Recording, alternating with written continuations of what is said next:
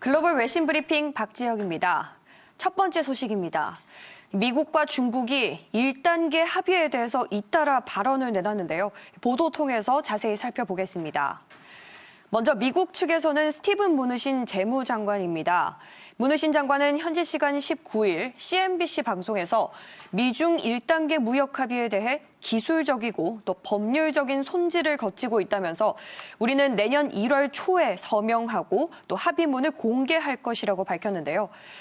또 미중 1단계 무역 합의가 예정대로 서명될지에 대해서 얼마나 확신하느냐는 질문에 매우 확신한다며 1단계 무역 합의는 이미 문서화되고 또 번역 작업까지 이뤄졌다면서 어떤 재협상의 대상도 되지 않을 것이라고 강조했습니다.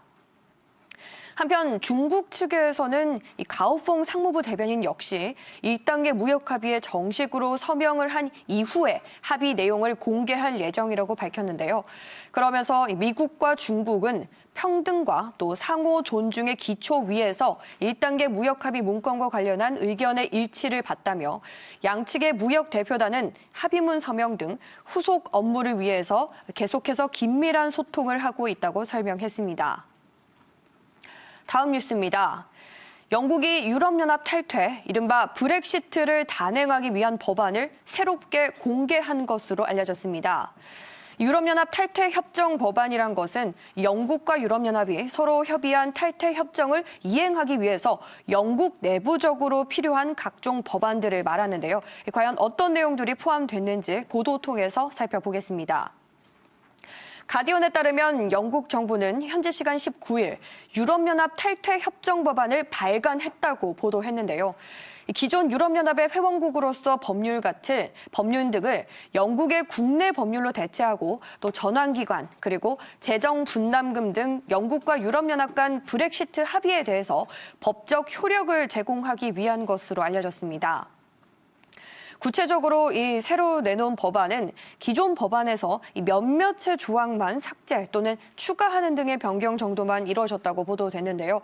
그중에서도 가장 먼저 정부는 내년 말까지로 설정된 브렉시트 전환 기간을 연장하지 못하도록 하는 내용을 추가한 것으로 예정대로 알려졌습니다.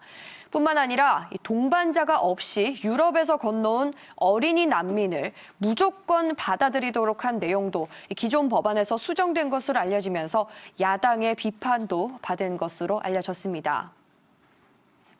다음 소식입니다. 도널드 트럼프 미국 대통령의 탄핵소추안이 미 하원을 통과했습니다. 이로써 트럼프 대통령은 앤드루 존슨 그리고 빌 클린턴 전 대통령에 이어서 하원의 탄핵을 받은 세 번째 미국 대통령이란 불명예를 안게 됐는데요. 자세한 내용은 외신 통해서 살펴보시죠. 먼저 표결 결과부터 한번 들여다보면 공화당에서는 반란표 없이 전원 반대를 던지면서 이탈 없는 단일 대우를 유지하는 등 정당에 따라서 찬반이 극명하게 양분된 것으로 알려졌습니다.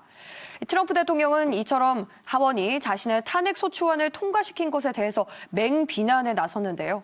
트럼프 대통령은 이날 저녁 미시간주에서 가졌던 유세에서 의회의 급진 좌파는 질투와 증오 또 분노에 사로잡혀 있다면서 이 무법적이고 당파적인 탄핵은 민주당의 정치적인 자살 행진이라고 비판했습니다.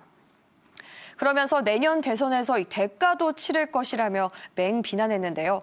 이처럼 트럼프 대통령의 탄핵소추안이 미 하원을 통과하긴 했지만 펠로시 의장이 탄핵안을 바로 상원에 넘기지 않을 가능성도 밝히면서 빨리 부결시켜버리고 싶었던 탄핵 정국을 끝내버리겠다던 공화당의 계획에 또 차질이 생기냐는 것이 아니냐는 우려도 빚고 있습니다. 다음 뉴스입니다. 중국이 러시아와 함께 유엔 안보리에 제출한 대북 제재 완화 결의안에 대해서 한반도 문제를 해결하기 위한 최선의 방안이라고 밝혔습니다.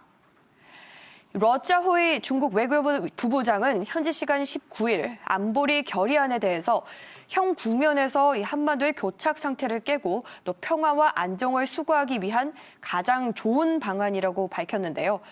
그는 한반도의 또 긴장이 높아지는 추세라면서도 전체적으로 볼 때는 한반도 문제가 대화 협상의 궤도를 벗어나지 않고 다만 정치적인 해결의 틀 안에 머물러 있다면서 기회와 또 도전이 병존하는 상황이라고 설명했습니다.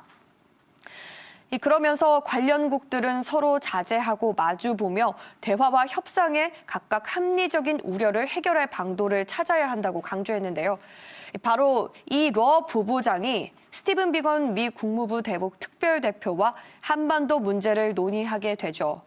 이 스티븐 대표와 미 국무부는 북한과의 접촉 가능성에 대해서는 발표할 것이 없다라면서 말을 아꼈지만 중국 외교부는 이 북한과 미국의 긴장 완화를 유지하기를 계속적으로 바라고 있고 또 대북 제재 완화 결의안을 두고는 서로 대립각을 세우고 있는 만큼 이번 논의가 잘 진행이 될 수 있을지는 좀 더 지켜봐야 할 것 같습니다.